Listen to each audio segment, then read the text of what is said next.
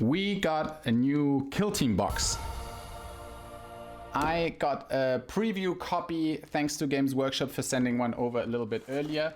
This one's special for me because I was thinking about doing a kill team or a war band with the Sisters of Battle anyways, and then they asked me if I want to paint it, and I was like, yes I do. Yes I do want to paint them. So in the box there are basically two factions, which are Nightlords with jetpacks and the Sisters of Battle. And since I wanted to do the Sisters anyway, today I will be painting the Sisters. If you're following my work a little bit, you maybe know that for every project I try to choose a new approach and experiment and do something that I haven't seen before, or maybe something that I myself haven't painted before, in order to experiment, expand my knowledge, test and try things. So today I set myself the challenge of using a very limited palette.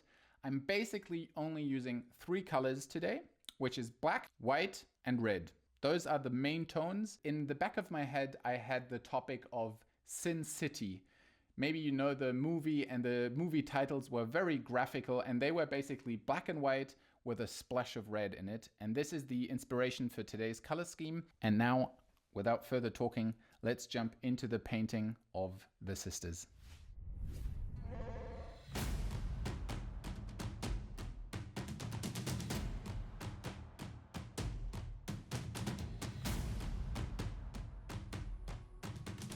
So that's how the minis look like after assembly.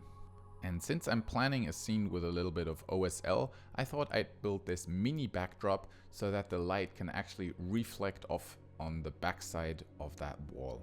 For the preparation of the mini, I primed it with a rust primer and then did a halo, so with a white ink, a rough sketch of where I want the light to be. I did this with the airbrush and then with a red ink over it. You don't have to do this with the airbrush since the main plan is to create a light map. You can also map this out with a brush, and as you can see right after the airbrush, I'm going in with the brush, and with the brushwork I'm basically pushing back the areas that the airbrush was touching that I don't want the light to be touching. So this is what I call starting bright and then painting dark over it, since it's much easier that way than the other way around. But before we get lost in the details, let's have a look at the color palette. As mentioned, we are basically just using 3 colors. I did cheat a little bit and added a little bit of a reddish hue, a purple and a brighter red onto the palette. This will just help us later to actually strengthen some of the shadows, give a little bit of punch into the red, but it's more or less 3 colors. And we are starting with a bright gray tone. So as you saw, I mixed this from the blacks and just added a little bit of that purple tint. It's barely visible. I just do this out of a habit. In this step now, it's more about exploring the shapes of the sculpt. So after the airbrushing, first I came in with pure black, pushed all the colors and tones back, just left the overall rough sketch from the airbrush visible. But now we are moving into the gray tones and actually starting to add shapes onto the sculpt. So the general approach of painting everything in black and white is very relieving, since we don't have to focus on hues and colors. But in this step, I'm starting with a rather dark gray now, blocking in shapes onto the dark sides of the miniatures. Now, why am I doing this? This is mainly helping to read the miniature. This can mean adding scratches and textures onto flat surfaces, adding volumetric highlights to the shapes, so helping the eye to read the surfaces. And the main thing why this is also a great exercise is we are focusing on dark and bright parts. This is an absolutely core exercise also for bigger projects or other projects where you will add colors on top afterwards, but it's so good to train where does the eye look, where do I need bright parts and where do I need dark parts. If everything is in a mid-tone, it's very difficult to read and not interesting to look at. So on the back side of the sculpt, you can see I am starting with dark gray tones, adding a little bit of white going up, and the highlights are always taking up a smaller part of the sculpt. and they're just like the final touch-up. But it helps to read the sharp edges. I'm always trying to put light onto a shape shift, so where the forms of the sculpt are changing, so a corner, a border, an edge, stuff like that. This is helping the eye to say, aha, the top part is dark, the lower part is bright, here is a sharp edge. So these are the main things I was focusing on in this step. And I like to do this with a very loose brush stroke. This kind of gives the impression of texture, little scratches, just in general, a little bit more interesting to look at. And then at some point when we have moved through the very dark parts and the midtones, I used something that was close to white, never a pure white. So I can show you, I've been dragging the color out from the pure white, but mixing it in the area where I've been using the grays before. So it's kind of toning down a little bit. But it reads as a pure white since the surrounding is rather dark. And I've used this only for some sharp edges, maybe for the metallic parts here and there, so it gives the impression of a more reflective material. But this is more or less the step, going from pure black after the airbrushing, pushing everything back, then starting to add gray tones and then slowly building up the effect, like with the regular layering, but this time just in black and white. And the nice thing is it's for all the parts. So everything like the cloth, the face, everything is going to be in black and white, making your life easier since you don't have to switch the colors. I've been enjoying this process a lot. I wanted to do it since a very long time, and it's been better than I expected. And I think I want to do a whole army theme like this, since the entire mini took me maybe an hour to paint in total, which I think is a fantastic time for effect ratio. That's mainly the work I did on the black and white. You can also see I did go back with a glaze consistency of a dark paint to push certain parts back where I felt it was a little bit off.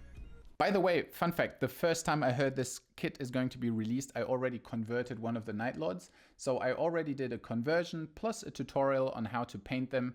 I will also put it down in the link below. And if you want to, you can have a look for the Nightlords. But for today, I would like to focus on the Sin City one. So let's do that by painting the red next. As you can see, I cheated again a little bit. I added this dragon blood color to mix in a little bit of a darker red.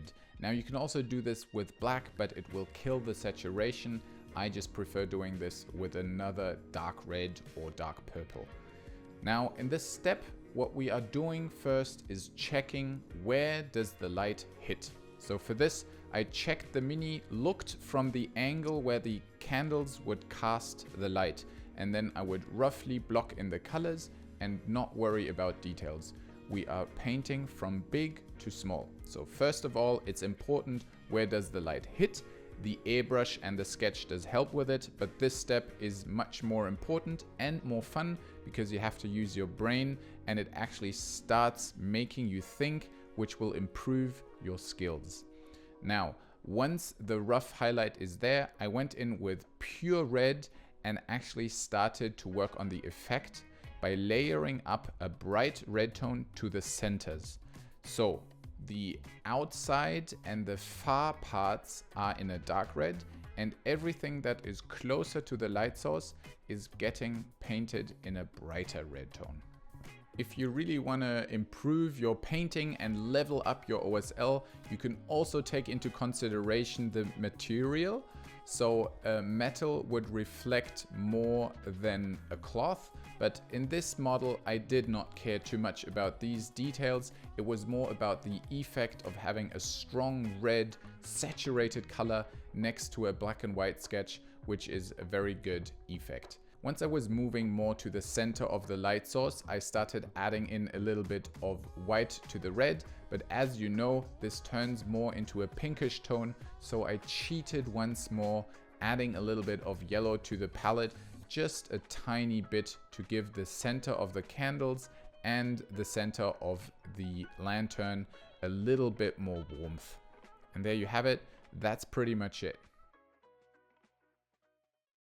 If you want to do this approach, try it with green, try it with blues, try it with any color, as long as you stick to the black and white principle and then have a bright light source. I think it's super fun to paint. It's very relieving because you don't have to concentrate on too many colors. It's a very simple approach and very striking, and visually, I think, really strong. I'm super happy with how it turned out.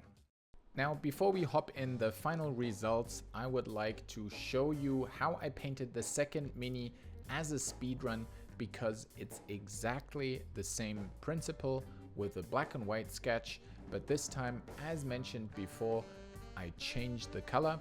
I changed the color because I like to experiment. I think the pure red one looks better than the one that I'm painting right now, but it's much easier to say afterwards, and I would love to see how people test and try this with the same principle of a black and white sketch and then changing the color. Own this concept for yourself, personalize it, make it your very own project with a color that is suiting your army that you are painting right now.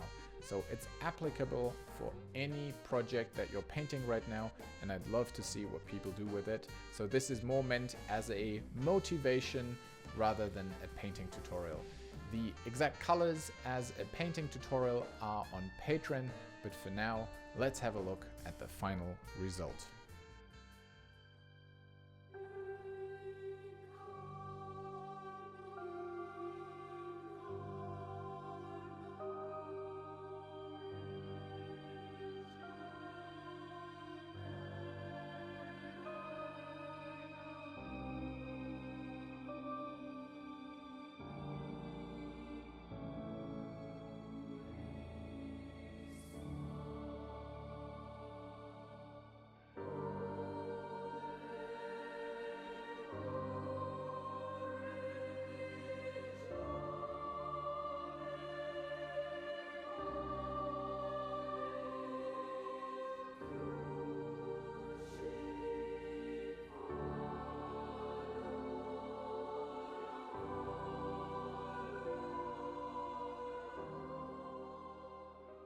That's it for today. I hope you learned something, hope you liked something. Maybe it inspired you and now you want to start painting something similar. It's an approach you can apply to any model. I think it's suiting the Warhammer universe very well. So feel free to copy the style. If you need some guidance, there are all the tutorials on Patreon, or drop me a comment below. I'm always happy to help. Thanks for watching and see you next time. Goodbye. Brrr.